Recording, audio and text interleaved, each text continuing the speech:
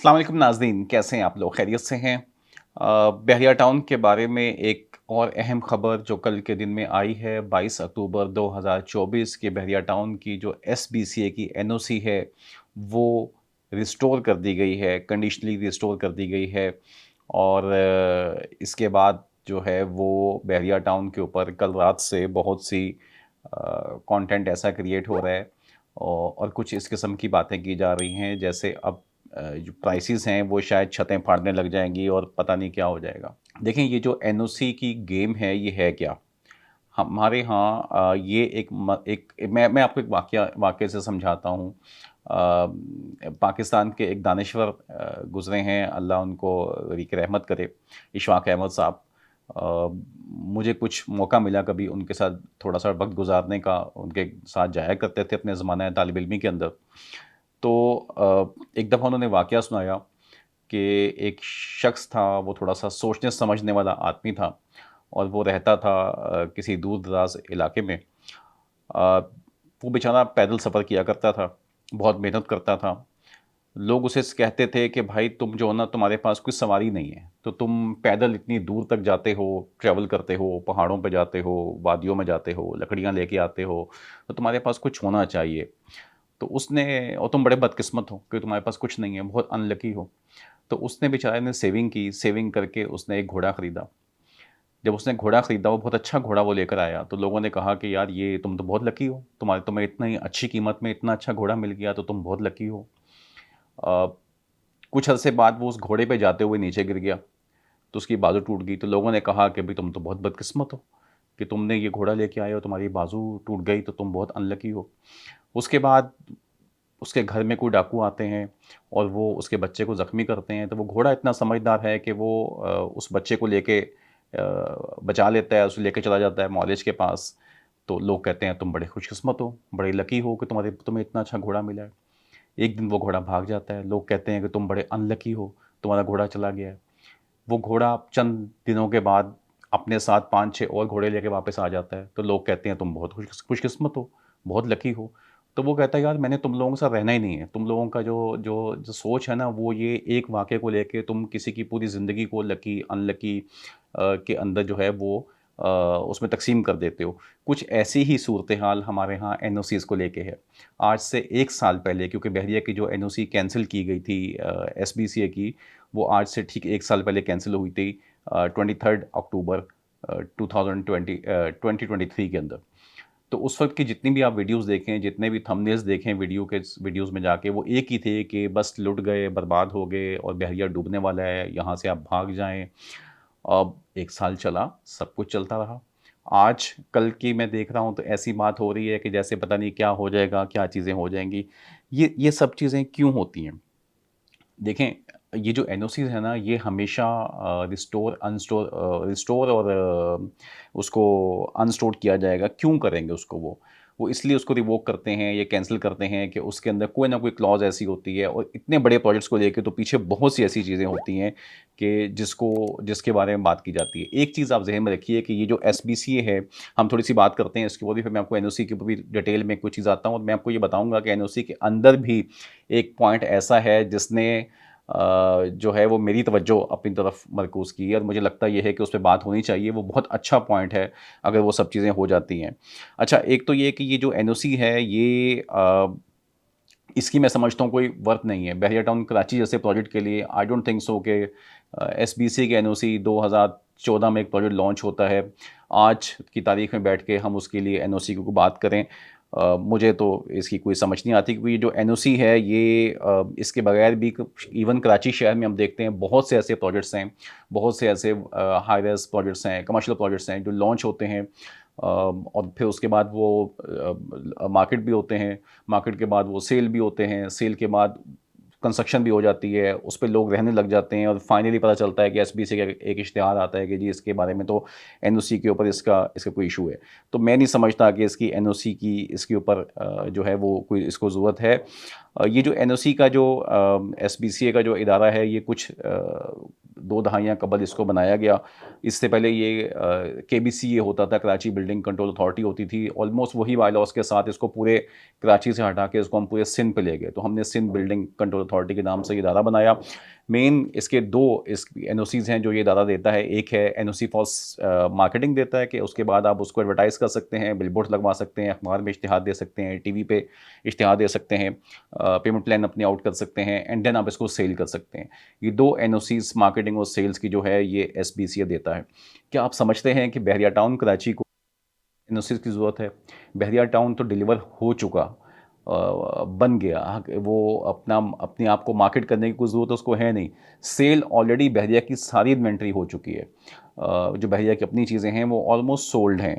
तो अब इसमें एक चीज़ होती है जो कुछ ऐसे शायद प्लानिंग के इदारे होते हैं, जैसा मास्टर प्लानिंग की अथॉरिटी है या मास्टर प्लानिंग इदारा एक है, जो ये बात करते हैं कि जी आप जो है वो इंफ्रास्ट्रक्चर प्रोवाइड करना होता है स्कीम ने। अगर ये एमडीए में आता है तो एमडीए की स्कीम इसको पानी, बिजली, गैस, सड़कें, ये सब चीज़ें वो स्कीम उस प्राइवेट प्रोजेक्ट को, बिल्डर को बना के देती है। क्या बहरिया को उस इंफ्रास्ट्रक्चर की भी ज़रूरत है? उल्टा कराची वालों को इस इंफ्रास्ट्रक्चर की ज़रूरत है कि जब भी बारिशें होती हैं या हालात ख़राब होते हैं तो यहाँ से मशीनरी वहाँ भेजी जाती है। तो बहरिया ने तो सब चीज़ें बना ली हैं, उसका तो इंफ्रास्ट्रक्चर पूरा ही अपना है। तो मैं नहीं समझता कि इस किस्म की कोई एनओसी या इस तरह की सारी चीज़ों की उसको ज़रूरत है। तो ये एनओसी है क्या, क्यों होती है, मैं आपको थोड़ा-सा बता देता हूँ। पहली एनओसी जो थी, बहरिया के साथ जो एनओसीज़ की हिस्ट्री है वो है क्या? मार्च 20, 2014 पहली जो एमडीए से लेआउट प्लान जब अप्रूव होता है, मार्च 20 को जब ये एमडीए से प्लान अप्रूव होता है, तो उसके बाद जो लेआउट प्लान अप्रूव करता है एमडीए, जिसकी ज़मीन में, जिसकी हदलैंड जुरिसडिक्शन में ये आता है बहरिया टाउन, सेम डेट के अंदर मार्च 20th 2014 को एसबीसीए जो है वो इशू करता है NOC for sale and advertisement residential and commercial plots के लिए। और फिर उसके तकरीबन 1 साल के बाद अप्रैल 2 2015 को एसबीसीए जो है वो बिल्डिंग प्लान अप्रूव कर देता है। 2023 के अंदर आके वो इसको एनओसी कैंसिल करते हैं। फिर उसके बाद अब बीच में इन्होंने आपस में नोटिस भी 1-2 इशू होते हैं। जब 18 में सुप्रीम कोर्ट का केस चलता था तो उस टाइम पे चूँकि सबकी वहाँ पे हाज़ियाँ लग रही थी, एमडीए की भी, एसबीसीए की भी, तो उस टाइम पे भी कुछ लेटर्स चलते थे, एक्सचेंज होते रहते थे। तो 20 अक्टूबर 23 2023, आज से पूरे 1 साल कबल ये एसबीसीए ने ये एनओसी कैंसिल की थी बहरिया टाउन कराची की, और एक एफआईआर लॉन्च की थी गुलशन इकबाल के अंदर थाने में अगेंस्ट मलिक रियाज साहब एंड उनके साहबजादे अली मलिक साहब के ख़िलाफ़ कि जी इसमें कुछ उनको एतराज़ात थे उससे रिलेटेड। अच्छा, अब उसके बाद ये जो एनओसी रिस्टोर कर दी गई है वो कल रिस्टोर हुई है, अक्टूबर 22 2024 गुज़िश्ता दिन इसको किया गया है। अच्छा, अगर आप इस लेटर को भी देखें, बल्कि इस लेटर से पहले मैं आपको एक चीज़ मैं आपको दिखाना चाह रहा था कि अगर इस पे जो इसकी लास्ट एनओसीज़ थी बहरिया टाउन की, वो आपके सामने स्क्रीन पे डिस्प्ले हो रही होंगी, आप उसको देखिएगा।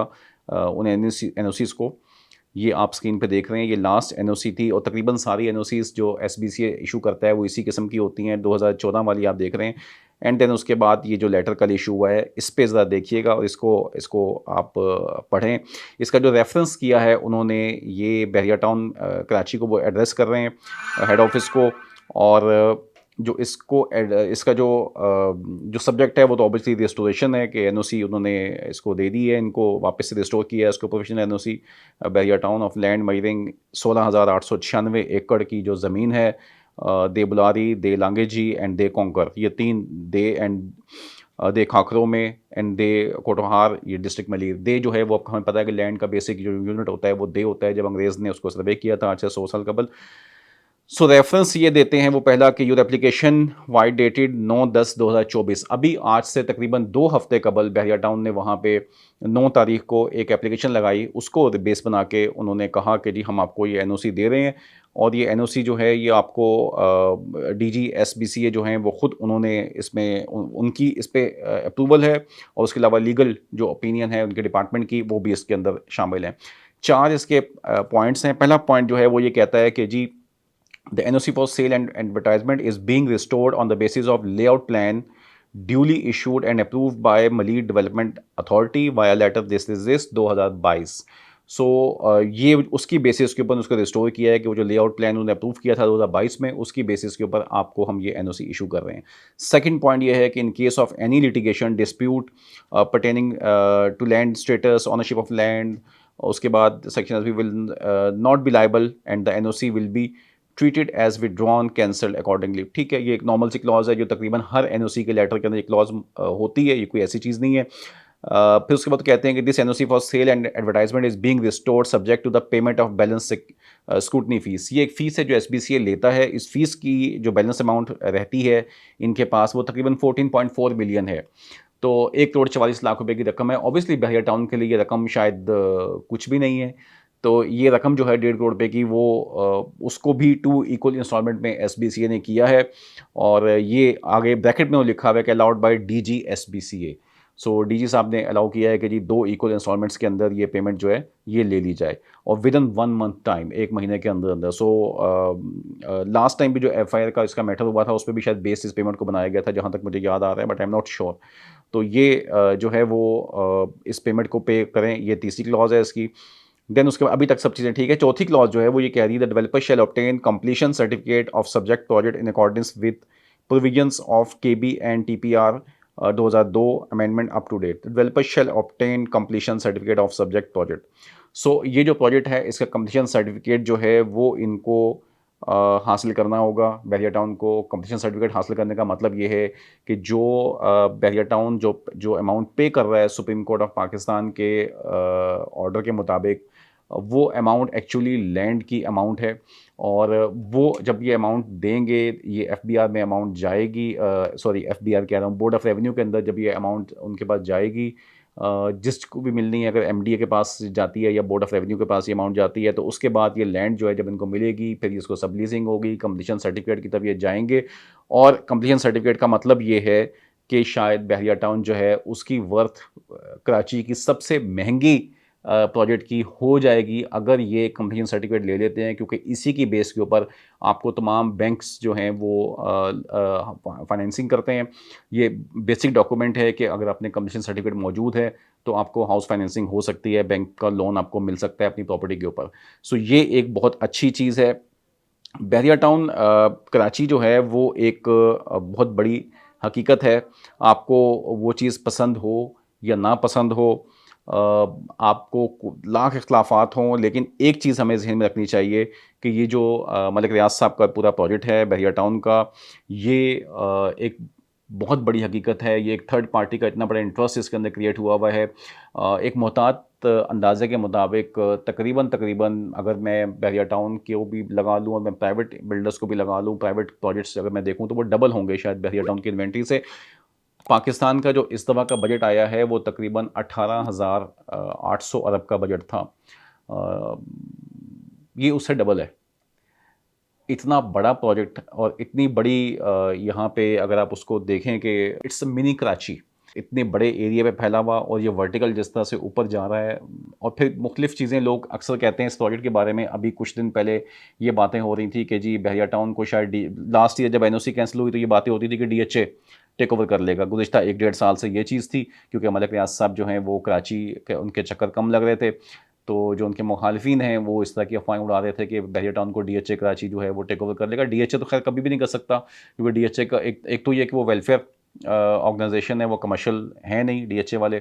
दूसरा, उनका जो पूरा जो मॉडल है वो वेलफेयर पे बेस कर रहा है, वो उनका स्ट्रक्चर ही कुछ और है, तो वो प्लॉटिंग के स्ट्रक्चर के ऊपर चलते हैं।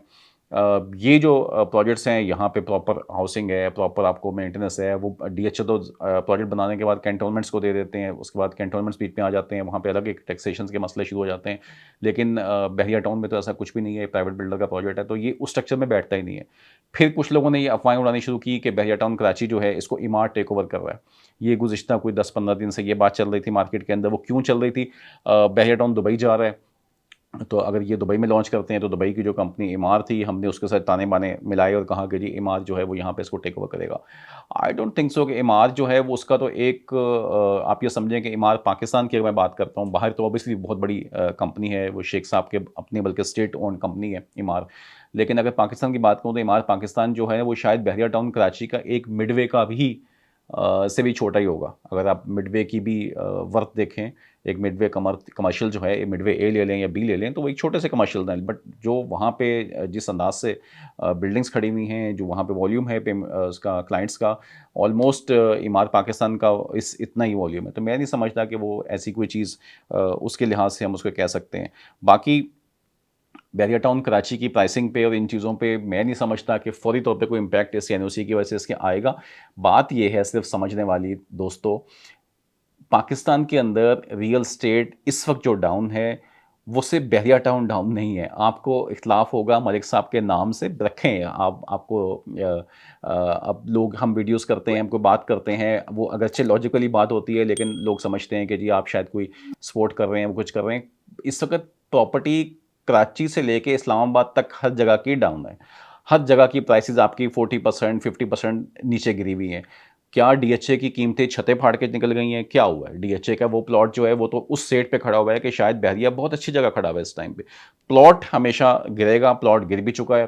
कंस्ट्रक्टेड प्रॉपर्टी जो होती है, घरों की जो कीमतें हैं, अपार्टमेंट्स की प्राइसेस हैं, वहाँ पे भी फ़र्क आया है, लेकिन कम फ़र्क आया है। आपको समझना ये है कि आपकी जो रियल एस्टेट पाकिस्तान में चलती है, वो इन्वेस्टर के साथ चलती है। वो एंड यूज़र की मार्केट अभी तक डेवलप नहीं हुई है, क्योंकि हाउस फाइनेंसिंग के लिए लोन्स आप नहीं देते हैं। लॉन्ग टर्म कोई स्ट्रेटजी हमारी गवर्नमेंट ने ऐसी बनाई नहीं है। तो लामहला वो घर जो हैं, वो 2 से 3 5 घर जो बनाता है, वो 10-12% लोग हैं जिनके पास पाकिस्तान की 60-70% जो रियल एस्टेट है उसका कंट्रोल होता है।